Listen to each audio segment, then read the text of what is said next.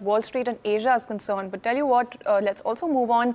And as promised, DPIIT directs e-commerce giants to promote GST 2.0 via 100-day sales. We do have Rishabh standing by on that stories.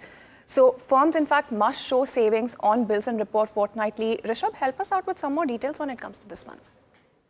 Right. So this is an interesting development that came out of a meeting yesterday between e-commerce companies and the DPIIT, which is the Department of Promotion of Investment and Trade in India. What they have done is essentially get in touch with the large e-commerce companies in India, the likes of Reliance Retail, Amazon, Flipkart, Uber, Dunzo, Meesho. All of these companies were in a meeting yesterday, and what DPIIT told them was essentially to run a lot of campaigns, run sales named as GST Bachat Utsav, basically for 100 days starting September 22nd.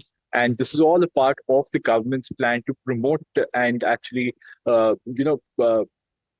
sort of celebrate this GST savings that have been brought in by this Modi government.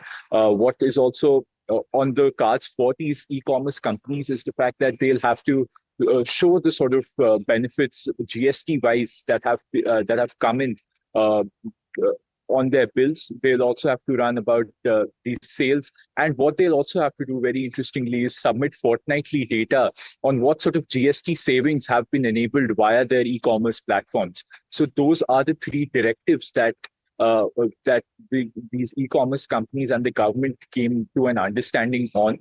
And this is also part of the government's plan to promote, and this something similar to what we saw with the government wanting standees and ads being placed in newspapers. We also saw that these car sales showrooms should be having that as well. Well, absolutely. Thank you so much for getting us that update then, Rishabh. Thank you so much there, because that is one interesting development. And speaking of interesting, in fact, let's also take stock of the derivative space. In fact, we have Vansh who's going to be talking to us about that then. Well, yes, so yesterday we snapped the 8-day gaining streak in terms of Nifty. However, the overall texture of the market remains positive as we continue to maintain the higher high and higher low structure in terms of technicals. Also,